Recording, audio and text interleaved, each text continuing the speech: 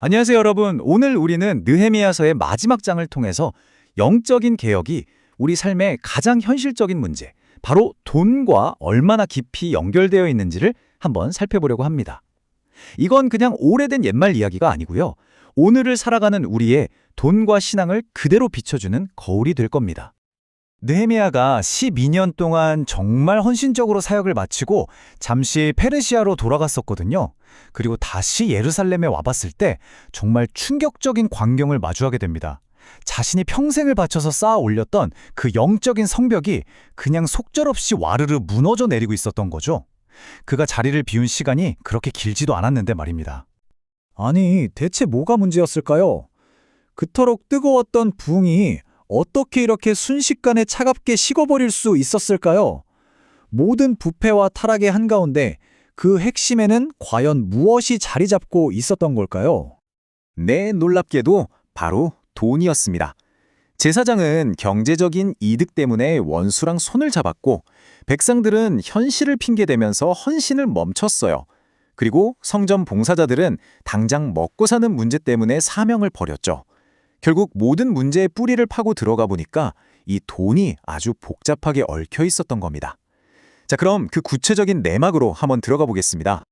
이 비극은요, 정말 아이러니하게도 가장 거룩해야 할 장소, 바로 하나님의 성전에서 시작되었습니다. 그리고 그 부패를 주도했던 사람은 다름 아닌 영적 지도자, 대제사장이었습니다.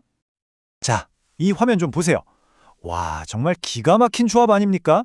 한쪽은 하나님의 성전을 책임지는 대제사장 엘리야십, 다른 한쪽은 이스라엘의 성벽 재건을 그토록 집요하게 방해했던 원수 암몬 사람 도비아입니다. 율법에 따르면 암몬 사람은 영원히 하나님의 공동체에 들어올 수조차 없는 사람이었거든요. 그런데 어떻게 이 둘이 손을 잡게 된 걸까요? 느헤미야가 잠시 자리를 비운 그 틈을 타서 대제사장 엘리야십이 엄청난 일을 저지릅니다. 자신의 직권을 남용해서 성전 안에 있는 큰 방 하나를 도비아에게 떡하니 내준 거죠. 이건 그냥 방에 하나 빌려준 수준이 아니에요. 하나님의 율법을 정면으로 무시하고 원수에게 거룩한 성전의 문을 활짝 열어준 말 그대로 배신행위였던 겁니다. 근데 여기서 정말 중요한 게 뭐냐면요. 이 큰 방이 그냥 텅 빈 창고가 아니었다는 사실이에요. 이곳은 백성들이 하나님께 드린 거룩한 헌물과 11조를 보관하는 말 그대로 하나님의 재정 창고였습니다. 그러니까 레위인들과 성전 봉사자들의 생계를 책임지고 모든 예배가 원활하게 돌아가도록 하는 말하자면 심장부 같은 곳이었단 말이죠. 엘리야십이 바로 이 심장을 원수에게 개인 사무실로 내준 겁니다. 아니, 상식적으로 정말 이해가 안 가잖아요? 대제사장이 하나님의 종이 어떻게 이렇게 끔찍한 일을 저지를 수 있었을까요? 도대체 그 동기가 뭐였을까요? 결국 한 단어로 요약하면 욕심이었습니다. 엘리야십은 도비아와의 혈연 관계를 이용해서 정치적인 입지를 다지고 경제적인 이득을 챙기려고 했던 거죠. 성전의 거룩함이나 하나님의 말씀, 이런 것보다 자기 이속 챙기는 게 먼저였던 거예요. 그의 마음에서 하나님은 더 이상 주인이 아니었던 겁니다.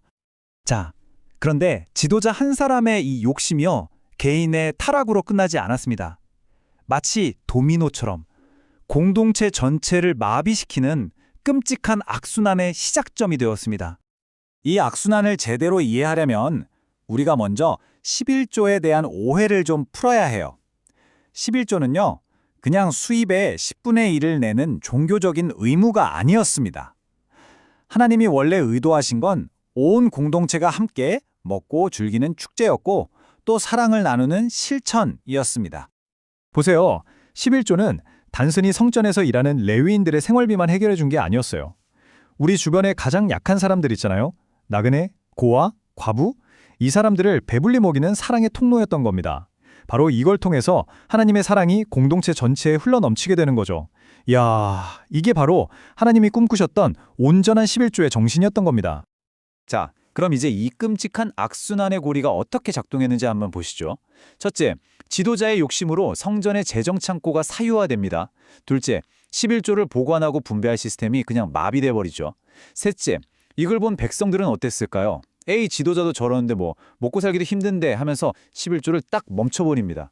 넷째, 당장 생계가 막막해진 레위인들은 사명을 버리고 자기 밭으로 돌아가 버리죠. 그 결과 마지막 5째, 성전의 예배와 찬양 소리가 완전히 뚝 끊겨버린 겁니다. 텅 비어버린 성전, 그 정막만이 흐르는 곳을 보면서 느헤미야가 이렇게 절규합니다.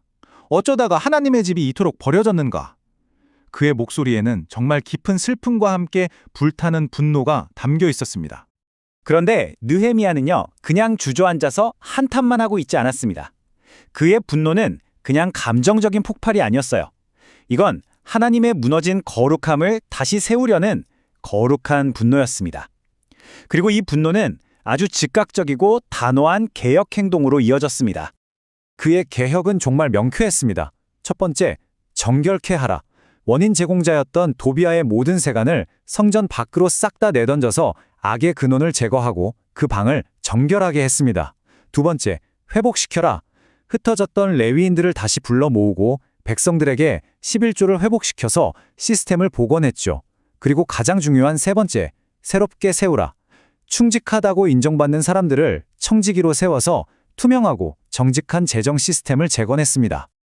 자, 여기까지가 느헤미야의 이야기입니다. 하지만 이 이야기는 단지 과거의 기록으로 끝나지 않습니다. 이건 오늘을 살아가는 바로 우리 자신과 우리의 돈에 관한 이야기입니다.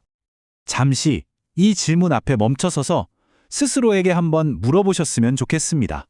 이 세 부류의 사람들 속에서 지금 나의 모습은 어디에 가장 가깝습니까? 혹시 나는 경제적 이익을 위해서 신앙의 원칙과 슬쩍 타협하는 엘리야십의 모습은 아닌가요? 아니면 경제가 어렵다는 현실을 핑계로 하나님께 드릴 것을 드리지 못하고 있는 백성들의 모습은 아닐까요? 혹은 돈 문제 때문에 하나님이 주신 사명의 자리를 떠나버린 그 레위인의 모습이 바로 내 모습은 아닐까요? 이 이야기는 우리에게 아주 명확한 결단을 요구합니다. 첫째, 느헤미야처럼 단호하게 내 마음이라는 성전 안에 떡하니 자리 잡고 있는 욕심이라는 도비아를 쫓아내야 합니다. 둘째, 단순히 돈을 내는 것을 넘어서 우리 이웃을 향한 온전한 나눔의 정신을 회복해야 합니다. 그리고 마지막으로 모든 재물의 주인이신 하나님 앞에서 신실한 청지기로 바로 서야 합니다. 하지만 솔직히 우리 힘만으로는 이게 잘 안 되잖아요. 그래서 우리에게 소망이 있습니다. 바로 이 말씀입니다. 하늘의 모든 부요함을 가지신 예수님께서 우리를 위해 기꺼이 가난하게 되셨습니다. 우리의 탐욕과 이기심을 대신해서 십자가를 지신 거죠. 그렇습니다. 돈에 대한 우리의 태도를 바꾸는 진정한 개혁은 이렇게 해야 한다는 규칙이나 결심에서 시작되지 않습니다. 그것은 우리를 부요하게 하시려고 자신의 모든 것을 내어주신 예수님의 그 놀라운 은혜를 깨닫는 것에서부터 시작됩니다. 바로 그 은혜가 우리를 욕심에서 자유롭게 하고 진정한 나눔과 청지기의 삶으로 우리를 이끌어갈 것입니다.